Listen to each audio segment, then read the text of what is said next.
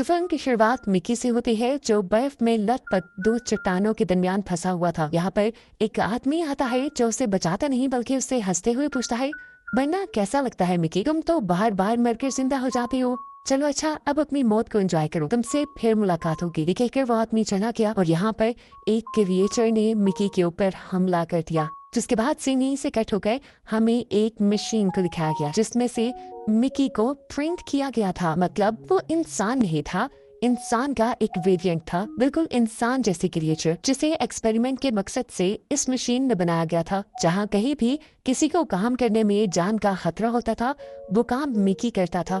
चाहे स्पेस की गहराई को जानना हो, क्या चेक करना हो किसी प्लैनेट का टेम्परेचर इंसानों के रहने के काबिल है या नहीं, वहाँ मिकी को भेजा जाता था। यहाँ तक कि जहरीली वैक्सीन के टेस्ट भी मिकी पर किए जाते थे और जब वो मर जाता था तो इसी मशीन के जरिए उसे दोबारा प्रिंट कर लिया जाता था ताकि उससे दूसरे काम करवा सके। और नए मिकी को बनाने के बाद उसकी पुरानी मेमोरी भी उसके दिमाग में इंस्टॉल करती जाती थी। अब मिकी के साथ ये सब क्या हो रहा है ये जानने के लिए स्टोरी थोड़ी सी और पास्ट में चली जाती है। मिकी और मिकी के दोस्त ने बिजनेस करने के लिए एक गैंगस्टर से कुछ पैसे उधार लिए हैं, लेकिन क्योंकि वो उन पैसों को वापस नहीं कर पा रहे तो अब गैंगस्टर्स उनके पीछे पड़ चुके हैं। वो आदमी अब इनको धमकी देता है कि अगर तुमने मुझे पैसे वापस ना किए तो मैं तुम्हारा कोई भी बॉडी पार्ट काट दूंगा। इस दुनिया में अर्थ बहुत ज्यादा पोल्यूटेड हो गई है, इंसानों का यहाँ रहना वैसे ही मुश्किल हो चुका है। इंसान रहने के लिए नए प्लैनेट्स की तलाश कर रही हैं और ऐसे ही एक शिप को भी हमें दिखाया जाता है जो नए प्लैनेट की तलाश में निकल रहा है। इस स्पेसशिप में बहुत से लोगों की जरूरत थी। मिकी भी अपनी मुश्किलों से भागकर इस दुनिया से भागना चाहता था, लेकिन कोई काम उसे ऐसा आता ही नहीं था जो इस स्पेसशिप में रिक्वायर्ड हो। उसे फॉर्म पे एक एक्सपेंडेबल की चॉइस मिलती है जिसपे वो टिक कर देता है, ये जाने बगैर कि एक्सपेंडेबल का मतलब क्या है। जैसे ही उसका फॉर्म आके जाता है तो एक लड़की आकर उससे पूछती है, क्या तुमने सच में एक्सपेंडेबल के लिए फॉर्म भरा है? देखो कि एक ऐसी जॉब है जिसके लिए तुम्हें पैसे नहीं दिए जाएंगे, तुम्हें खाना भी कम दिया जाएगा और अगर तुम मर गए तो तुम परमिशन दे रहे हो कि तुम्हारे वेरिएंट को मशीन्स के जरिए प्रिंट कर लिया जाएगा, यानी तुम्हें बार बार जिंदा किया जाएगा।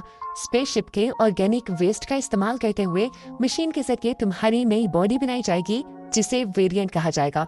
मौत का दर्द तुम्हें बार बार सहना होगा, क्या तुम इसके लिए तैयार हो? मिकी के हाँ कहने पर उसके साथ एक प्रोसेस शुरू कर दिया जाता है जिससे उसकी मेमोरी एक हार्ड ड्राइव के अंदर सेव हो सके। ये काम खत्म होने के बाद उसके पास वही लड़की आती है और उसे एक गन देती है और कहती है, अपने आप को मार लो। मिकी को ना चाहते हुए भी अपने आप को शूट करना पड़ता है, जिसके बाद मिकी की इस बॉडी को ऑर्गेनिक वेस्ट पे फेंक दिया जाता है। कुछ देर बाद मशीन के जरिए उसकी एक दूसरी बॉडी प्रिंट कर ली जाती है जिससे आम लोगों के साथ आम नॉर्मल काम करते हुए दिखाया जाता है। अब यहीं पर हमें केनेथ मार्शल को भी दिखाया जाता है। वो स्पीच देता है कि हम जल्द ही इंसानों के लिए एक नया प्लैनेट रहने के काबिल बना लेंगे और सभी उसकी स्पीच पे तालियां बजाते हैं। मिकी को इसकी बातों में ज्यादा इंटरेस्ट नहीं था। वो खाना खाने के लिए एक जगह बैठा तो उसके पास एक सिक्योरिटी एजेंट नाशा बैठी हुई थी। ये दोनों बातें करने लगे और देखते ही देखते इनके दरमियान में दोस्ती हो गई। ये लोग अपना ज्यादा से ज्यादा वक्त साथ गुजारना शुरू कर देते हैं और जल्द ही इनकी दोस्ती प्यार में बदल जाती है। मिकी की लाइफ तो यूं ही चलती रहती है या कई मरतबा उसे मार दिया जाता है और दोबारा प्रिंट है, दोबारा जिंदा होने के बाद भी वो नाशा के पास ही आता है। अब फाइनली ये लोग निफ्लिम प्लैनेट के पास पहुंच जाते हैं। यहाँ पे बर्फ थी जिससे पता चला कि यहाँ पर पानी के साथ साथ ऑक्सीजन भी मौजूद है, लेकिन क्या यहाँ का एनवायरनमेंट सांस लेने के काबिल है भी या नहीं, कि चेक करने के लिए मिकी को प्लैनेट पर उतारा जाता है।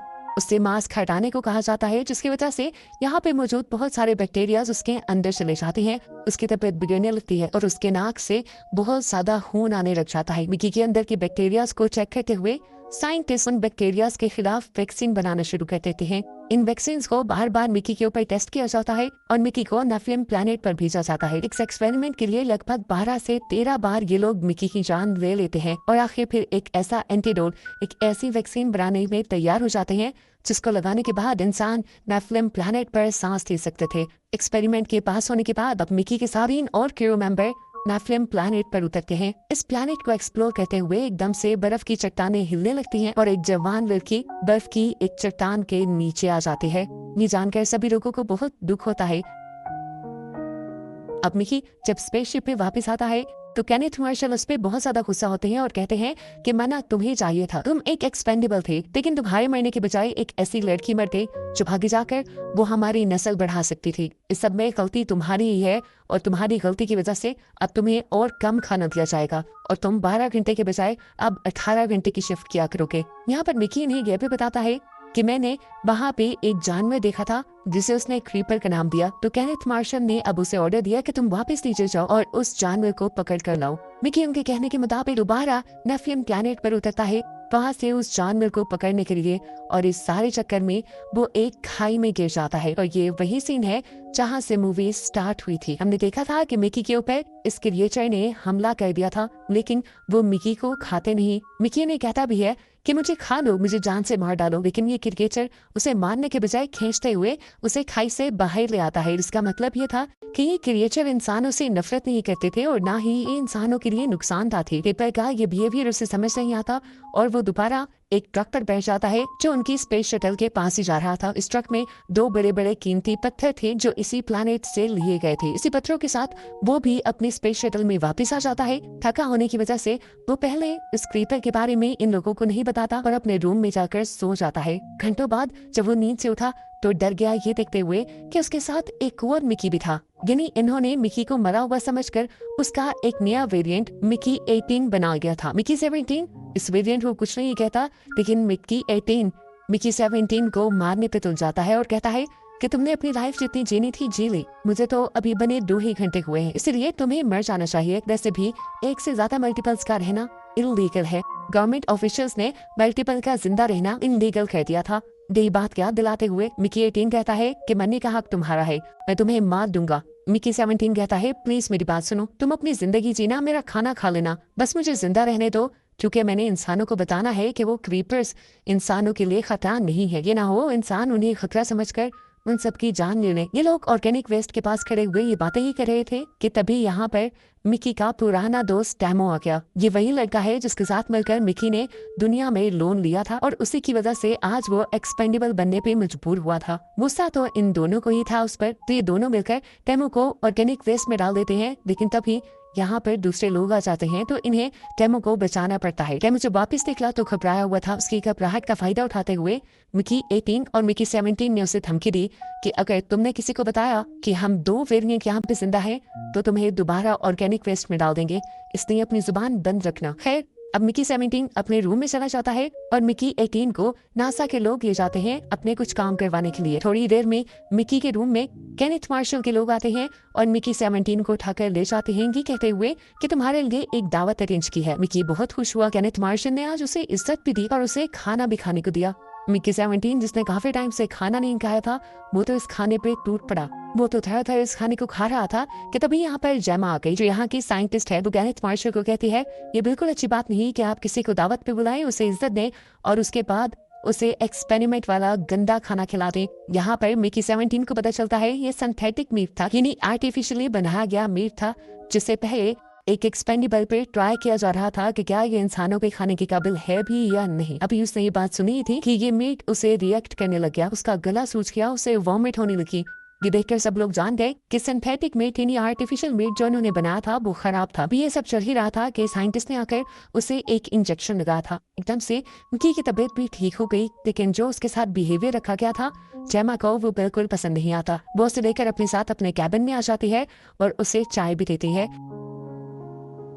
कि दोनों यहाँ बात करते हैं और जेमा को मिकी की नेचर काफी अच्छी लगती है। चाय पीने के बाद वो जल्दी से उठकर अपनी कैबिन की तरफ निकल जाता है जहाँ वो जाकर देखता है कि नाशा यानी उसकी फ्रेंड यहाँ पे आई हुई थी। वो इस टाइम मिकी 18 के साथ बैठी हुई थी और मिकी 17 को देखकर वो हैरान रह गई कि 2 मिकी एक के टाइम में कैसे सरवाइव कर रहे थे। वो तो किसी तरह इस बात को हजम कर ही लेते, लेकिन इतनी ही देर में यहाँ पर जेमा आ गई मिकी 17 के पीछे पीछे। वो जाकर फौरन अथॉरिटीज को इसकी कंप्लेन करने वाली होती है कि तभी उसे नाशा रोक लेती है। नाशा उसे कहती है देखो मिकी के जिंदा रहने या ना रहने से तुम्हारा कुछ नहीं जाएगा, लेकिन मैं मिकी से बहुत ज्यादा प्यार करती हूँ, मैं उसके बगैर नहीं रह सकती। तो यहाँ जेमा भी उनकी बात मान लेती है और इससे पहले कि ये लोग कुछ और बात कर पाते इन्हें मीटिंग रूम से बहुत ज्यादा शोर सुनाई देता है। वहाँ पे असल में केनेथ मार्शल नेफिलिम प्लेनेट से लाए स्टोन्स पे अपना नाम खुदवा रहा था ताकि सबको ये पता चले कि केनेथ मार्शल और उसकी जनरेशन पहली मर्तबा नेफलिन प्लैनेट पे आई थी और यहाँ रहना शुरू किया था उन्होंने। पत्थर को जैसे ही काटा जाता है तो उसके अंदर से 2 क्रीपर्स निकल आते हैं, जिनमें से एक केनेथ मार्शल के ऊपर हमला कर देता है और दूसरा यही पर रिंगने लग जाता है। यहाँ पे भगदड़ मच जाती है, जिनकी आवाजें सुनकर ही जेमा और नाशा यहाँ पे आई थी। सिक्योरिटी गार्ड्स ने उस क्रीपर को तो फौरन मार दिया था जिसने केनेथ मार्शल पे हमला किया था, लेकिन हम देखते हैं कि यहाँ पर अब मिकी 18, जिससे केनेथ मार्शल पे बहुत ज्यादा गुस्सा था क्योंकि उसकी वजह से उसकी बाहर पार जान जाती थी, वो केनेथ मार्शल को मारने की कोशिश करता है। ऐसे मिकी 18 की गलती की वजह से सब लोगों का ध्यान मिकी 17 और 18 दोनों पे चला जाता है और उनके साथ साथ नाशा को भी पकड़ लिया जाता है क्योंकि नाशा ने इस चीज की रिपोर्ट नहीं की थी। हम देखते हैं कि अब उस क्रीपर को भी पकड़ लिया गया था जो छूटकर भागा था और उस पर नए नए एक्सपेरिमेंट्स इन लोगों ने स्टार्ट कर दिए थे। अब नाशा और मिकी 17 बातें ही कर रहे थे कि यहाँ पर टेमो आ गया। वो मिकी से कहता है, देखो यार, अर्थ पे जिससे हमने लोन लिया था वो कह रहा है कि जल्द ही हम उसके पैसे वापस करें। पैसे तो हमारे पास है नहीं, तो उसने धमकी दी है कि वो मेरी या तुम्हारी बॉडी का कोई पार्ट लेना चाहता है। देखो, तुम एक एक्सपेंडेबल हो, अगर मर गए तो तुम्हें दोबारा जिंदा कर लिया जाएगा, लेकिन अगर मेरी बॉडी का कोई पार्ट चला गया तो मैं क्या करूंगा।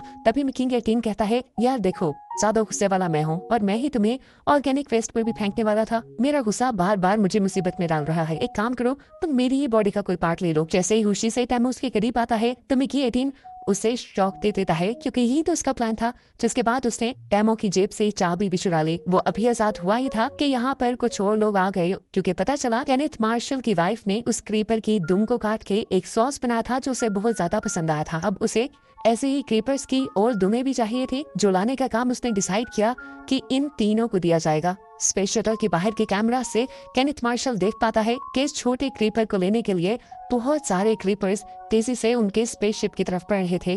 वो तो इन सबको मारना ही चाहता था, लेकिन फिर उसके सेक्रेटरी ने कहा कि इन क्रिएचर्स को मारकर क्या होगा, आपको तो कोई फायदा नहीं होगा। पहले इन तीनों को जाने दे और इनको अपना काम करने दे। जब इन क्रिएचर्स के दुमे आप लोगों को मिल जाएंगे उसके बाद मार दीजिएगा आप इन्हें। नाशा को उसकी बातें सुनकर बहुत ज्यादा गुस्सा आ रहा था।